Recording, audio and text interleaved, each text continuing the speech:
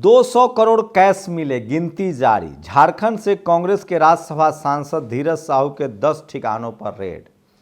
प्रधानमंत्री नरेंद्र मोदी का ट्वीट है, देशवासी नोटों के ढेर को देखें और फिर इन नेताओं के ईमानदारी के भाषण को सुने। जनता से लूटा उसका पाई पाई लौटानी पड़ेगी, मोदी की गारंटी है। इस खबर को लेकर तमाम लोग अटकलबाजियां कर रहे हैं। सवाल है, कह रहे हैं कि सब पर कार्रवाई क्यों नहीं होती है। तो सोचिए, एक बात तो है, जब कांग्रेस थी तो दलित, पिछड़े, आदिवासी, बहुजन नेताओं पर कार्रवाई होती थी। सोचिए, आज महुआ मोइत्रा का सदस्यता चला गया। इसी तरह से वोट फॉर कैश के मामले में शिबू सोरेन की 10 लोगों की सदस्यता चली गई थी, तब दलित, पिछड़े, आदिवासी शिकार हुए थे। मैं कह रहा हूं ना, कांग्रेस का पाप इतना लंबा है कि वो कभी जस्टिफाई नहीं कर पाएगी। आपको पढ़ के एक कहानी बताऊंगा कि जब कांग्रेस होती थी तो कांग्रेस सिर्फ और सिर्फ किस तरह से ब्राह्मण समाज के लोगों को ही मुख्यमंत्री बनाती थी। खासकर ये खबर है यूपी और मध्य प्रदेश से, वो भी बताऊंगा।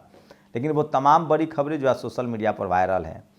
मुजफ्फरनगर के चरथावल में गरीब घर की बेटी आयशा परवीन ने पीसीएस एग्जाम पास करके जज का पद हासिल किया। ये खबर इसलिए बता रहा हूं कि इसका खबर का मतलब है, इस सब का विश्लेषण करूंगा। ईवीएम का मतलब है, जज का मतलब। और सोचिए, बीजेपी ने 3 राज्यों में मुख्यमंत्रियों का चयन करने के लिए जो पर्यवेक्षक बनाए, राजनाथ सिंह, सरोज पांडे और विनोद तावरे। इसमें एक शेड्यूल कास्ट है राजस्थान के लिए।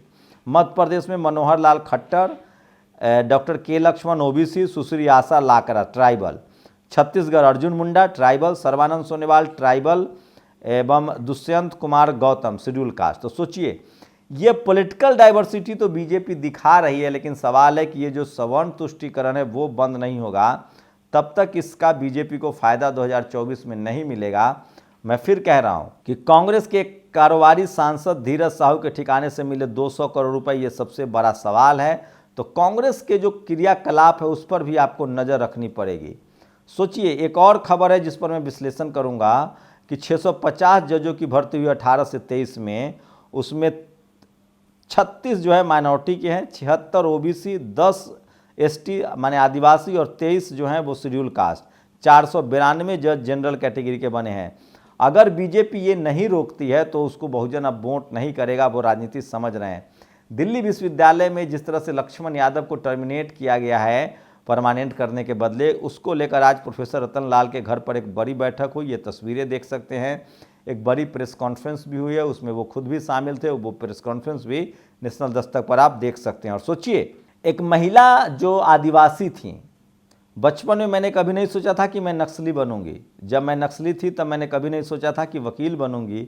जब मैं वकील बनी तो कभी नहीं सोचा था कि पीएचडी करके राजनीति विज्ञान में बनूंगी। जब मैं डॉक्टर बनी थी तो कभी नहीं सोचा था विधायक बनूंगी। जब मैं विधायक बनी थी तो मैंने कभी नहीं सोचा था कि मैं तेलंगाना की कैबिनेट मिनिस्टर बनूंगी। दानसारी अनसुईया। मैं फिर कह रहा हूँ, बाबा साहब के रास्ते कलम को उठाना पड़ेगा।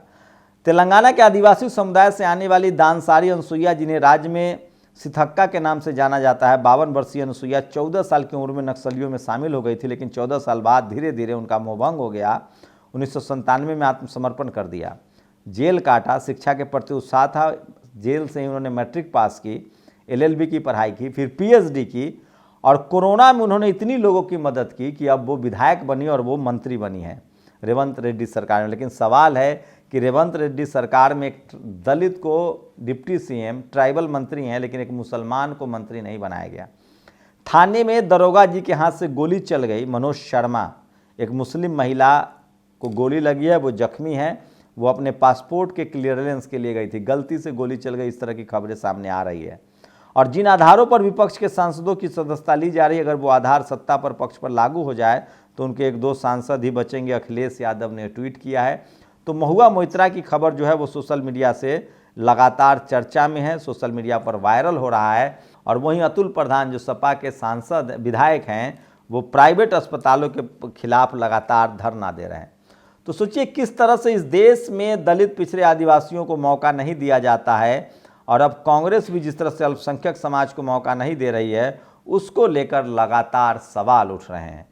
आखिर सवाल है कि बीजेपी के सरकार डाइवर्सिटी आने के बाद ही थोड़ा सा राजनीतिक डाइवर्सिटी तो बढ़ रही है, लेकिन बहुजन समाज को कब तक अनदेखा रखा जाएगा, कब तक उनको उनके हक अधिकार नहीं मिलेंगे। सोचिए, ईवीएम सबसे बड़ा मुद्दा। ईवीएम को लेकर Netherlands, Italy, Ireland, England, France, Germany कहीं भी चुनाव नहीं होता है और इसको लेकर लगातार बहुजन समाज के लोग सवाल पूछ रहे हैं कि ईवीएम से आखिर कब तक चुनाव होगा। तो बीजेपी किस तरह से कटघरे में है इसको आप समझिए और उससे पहले ये कहानी सुनिए। कांग्रेस पर भी सवाल करना बहुत जरूरी है। उत्तर प्रदेश में भी यही हुआ। बिना किसी चुनाव के कट्टर आरएसएस समर्थक और ब्राह्मण गोविंद बल्लभ पंत को बनाया मुख्यमंत्री, जिन्होंने गोलवलकर को संरक्षण देते हुए गिरफ्तार नहीं किया। पंत की फैमिली भाजपाई हो गई, उसके बाद फिर संपूर्णानंद, फिर बनारसी दास गुप्ता, उसके बाद सुचेता कृपलानी। कांग्रेस के ब्राह्मणवाद के चक्रव्यूह को किसान मसीहा चौधरी चरण सिंह ने तोड़ा, जो राज्य के पहले पिछड़े मुख्यमंत्री बने। उसके बाद ही फिर मान्यवर मुलायम सिंह यादव और कांसीराम की सत्ता आई। बाद में फिर बीजेपी ने कल्याण सिंह का कार्ड खेला और उसके बाद फिर से स्वामी केशव प्रसाद मौर्य को अध्यक्ष बनाया गया, लेकिन मुख्यमंत्री योगी जी बन गए। लेकिन कांग्रेस का पाप देखिए मध्य प्रदेश में। मध्य प्रदेश कांग्रेस की प्रयोगशाला था। एक दौर में कांग्रेस ने मध्य प्रदेश में एक छत्र राज किया। 26 जनवरी 1950 को मध्य प्रदेश राज्य अस्तित्व में आया और बिना किसी चुनाव के कांग्रेस ने रविशंकर शुक्ला को राज्य का मुख्यमंत्री बना दिया। रविशंकर शुक्ला के दो पुत्र राजनीति में, एक श्यामचरण शुक्ला जो मध्य प्रदेश में 3 बार मुख्यमंत्री बने, दूसरा विद्याचरण शुक्ला जो संजय गांधी के राइट हैंड थे। यह केंद्रीय मंत्री रहते इमरजेंसी में कुर्तापूर्वक सेंसरशिप लागू की। कन्नकुब ब्राह्मण रविशंकर शुक्ला के बाद कांग्रेस ने मध्य प्रदेश में कमान कश्मीरी ब्राह्मण कैलाशनाथ काटजू को सौंपी। कैलाशनाथ काटजू के पुत्र शिवनाथ काटजू बिना परीक्षा पास के इलाहाबाद हाईकोर्ट के जज बने और उसके बाद शिवनाथ काटजू के पुत्र मार्केंड काटजू हाईकोर्ट से होते हुए सुप्रीम कोर्ट में जज बने, वो भी बिना किसी लिखित परीक्षा पास किए हुए। कांग्रेस ने कभी किसी मिश्रा ठाकुर तो कभी किसी राजस्थानी ब्राह्मण मोतीलाल बोरा को मध्य प्रदेश का मुख्यमंत्री बनाया। 1990 में राज्य में बीजेपी की सरकार बनते ही लेकिन बाबरी मस्जिद विध्वंस के बाद सुंदरलाल पटवा की सरकार को केंद्र सरकार ने बर्खास्त कर दिया। 1993 को लेकर 2003 तक राजपुत्र दिग्गी राजा मुख्यमंत्री रहे। जिस राज्य में की राजनीति हमेशा ब्राह्मणों और क्षत्रियों के राजपुत्रों के अधीन थी, ऐसे राज्य में 2003 में पहली बार ओबीसी वर्ग से उमा भारती मुख्यमंत्री बनती हैं। बीजेपी के लिए मध्य प्रदेश की राजनीति जमीन बंजर थी। उमा भारती ने अपनी कड़ी मेहनत और परिश्रम से बीजेपी को मध्य प्रदेश के गाँव में जन जन तक पहुँचाया। लेकिन सोचिए किस तरह से कांग्रेस ने और बीजेपी ने मिलकर उमा भारती का पत्ता काटा। उसके बाद ही फिर कई लोग कर्नाटक में धर्म सिंह मुख्यमंत्री थे। उमा भारती के कद को कमजोर करने के लिए वारंट के जरिए उनसे पद ले लिया गया। उसके बाद बीजेपी ने ओबीसी नेताओं को ही राज्य की बागडोर दी, जैसे बाबूलाल गौर और शिवराज सिंह चौहान जैसे खेतिहर जाति के मुख्यमंत्री। लेकिन उमा भारती को दोबारा राज्य या राष्ट्रीय पटल पर कभी हिस्सेदारी नहीं मिली। उन्हें किनारे खड़े कर सुब्रत स्वराज, निर्मला सीतारमण को आगे बढ़ाया।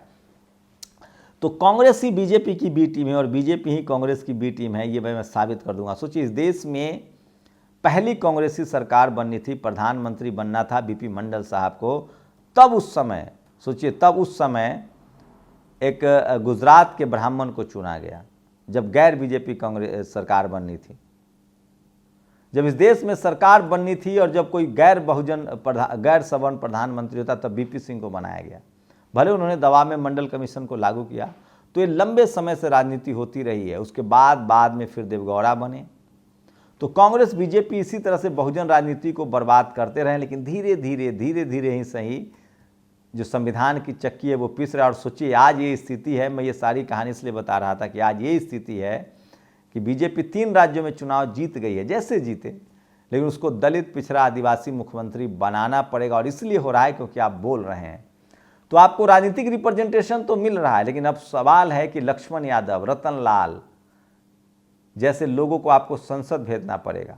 लखनऊ यूनिवर्सिटी में जिस तरह से बहुजन प्रोफेसर पर हमला हुआ, डॉक्टर रितु, बहुजन समाज को कांग्रेस बीजेपी सिर्फ आपको इस्तेमाल करती है सिंबॉलिक तौर से। आपको अपने सड़क का नेता चुनना पड़ेगा और ऐसे लोगों को नेता चुनना पड़ेगा जो सड़कों पर संघर्षरत हैं। नेहरू ने 15 साल इस देश पर राज किया। उन्होंने इंदिरा गांधी को संसद नहीं भेजा, उनको विचारधारा समझाई और विचारधारा की ताकत थी कि इंदिरा गांधी ने नेहरू से ज़्यादा राज करती अगर उनकी हत्या न होती। बहुजन समाज के नेताओं की गलती है कि वो विचारधारा से, लालू यादव विचारधारा से आए, मुलायम सिंह आए, कांसीराम साहब आए, मायावती आए। अपने बच्चों को भी उनको विचारधारा समझानी पड़ेगी। हमारे युवा नेता जो दूसरी पीढ़ी के नेता हैं वो विचारधारा तब जानते हैं जब सत्ता उनके हाथ से चली जाती है। जो पार्टी विचारधारा नहीं जानती है वो सत्ता में नहीं बनी रहेगी। एक तरफ धर्म की विचारधारा है, दूसरी तरफ सोशल जस्टिस की विचारधारा है। सोशल जस्टिस की विचारधारा वाली पार्टी को धार्मिक कर्मकांड, अंधविश्वास के खिलाफ बोलना पड़ेगा। स्कूल, अस्पताल, पढ़ाई लिखाई, एजुकेशन पर आज अगर बहुजन समाज सब ग्रेजुएट होता तो कभी वो धर्म की राजनीति में नहीं फंसता, वो सोशल जस्टिस के नाम पर वोट करता। तो पढ़ाई लिखाई, स्कूल, अस्पताल, दवाई, एजुकेशन, देश की सुरक्षा, सेना, ये सब सोशल जस्टिस का हिस्सा है। और धर्म से जिनको राजनीति मिल रही है वो धर्म की राजनीति करे। इसलिए मैं कह रहा हूँ कि सेकेंड जनरेशन लीडरशिप में बहुजन समाज को ऐसे लोगों को चुनना पड़ेगा जो सड़कों पर संघर्ष कर रहे हैं, नहीं तो आपकी आने वाली नस्लें गूंगी और बहरी हो जाएंगी। अभी फिलहाल आपकी संख्या 90% है, आपकी जाति की समझ बढ़ी है, इसलिए आपके जाति के नेताओं को खड़ा किया जा रहा है। जिस दिन आपको जमात की समझ बढ़ेगी, जिस दिन बाबा साहेब की समझ से आप ओत प्रोत होंगे, बाबा साहेब ने हमें SC ST OBC किसान कहा है। SC ST OBC के लोग जब एकजुट होंगे, सोचिए अपर कास्ट के लोग, जनरल कैटेगरी के लोग, उनकी दर्जनों पार्टियां हैं, ममता बनर्जी भी, नवीन पटनायक भी, कांग्रेस भी, तमाम उन्हीं की पार्टी, लेकिन वो वोट किसको देते हैं? एक जगह वोट करते हैं। कोई ऐसी पार्टी है जहां सवर्ण नेता न हो, लेकिन उन दलों को वोट, कांग्रेस को भी वोट नहीं करते हैं, सारे दलों को बहुजन वोट करते हैं। लेकिन बहुजन समाज के लोग अपनी जाति के नेता देख देख कर जब तक वोट देते रहेंगे तब तक उनका नहीं होगा, बटाधार होता रहेगा। उनको अपनी पार्टी देखकर वोट करना पड़ेगा, आइडियोलॉजी देखकर। जो बहुजन समाज की पार्टी जहां मजबूत होगी उनको वोट करना पड़ेगा, तभी उनको असली रिप्रेजेंटेशन मिलेगा। नहीं तो कांग्रेस भी कभी डिप्टी CM तो कभी चन्नी की तरह CM बना कर टोकनिज्म करती रहेगी, बीजेपी टोकनिज्म करती रहेगी, लेकिन उनकी सवर्ण लीडर वाली आइडियाशिप है। ये दोनों पार्टियां धर्म की, सवर्ण लीडरशिप वाली पार्टियां धर्म की राजनीति करती है और बहुजन लीडरशिप वाली पार्टियां JMM या RJD या JDU या समाजवादी पार्टी, बहुजन समाज पार्टी, ये सब जो पार्टियां हैं ये सोशल जस्टिस की राजनीति करती हैं। तो आपको इनको देखकर वोट करना पड़ेगा। लेकिन बहुजन समाज अभी जाति की समझ बढ़ी है, वो अपने जाति के नेताओं को देखकर वोट करता है, उसको जनरल कैटेगरी के लोगों से सीखना पड़ेगा, तब जाकर आपको और रिप्रेजेंटेशन मिलेगा। खैर सोशल मीडिया है और जागरूकता आई है, लेकिन अभी भी बहुजन समाज के साथ सिर्फ टोकनिज्म की राजनीति हो रही है और उस टोकनिज्म से आपको भला नहीं होगा। कांग्रेस बीजेपी जब तक सत्ता में रहेगी, सवर्ण लीडरशिप वाली सत्ता में रहेगी, तो आपको पॉलिटिकल रिप्रेजेंटेशन तो मिल जाएगा, 150 विधायक, मंत्री, MLA के का तो भला हो जाएगा, लेकिन समाज का भला नहीं होगा। समाज का भला तब होगा जब आप बहुजन लीडरशिप वाली पार्टियां चुनेंगे। अपनी प्रतिक्रिया जरूर दीजिए, शुक्रिया। नेशनल दस्तक की आपसे गुजारिश है कि अगर इसको बचाना चाहते हैं तो नेशनल दस्तक को सब्सक्राइब करने के लिए रेड कलर के सब्सक्राइब बटन को दबाएं, फिर बेल आइकन की घंटी दबाएं। नेशनल दस्तक को बचाने के लिए बहुत जरूरी है कि हर खबर को शेयर करें, लाइक करें, कमेंट जरूर करें।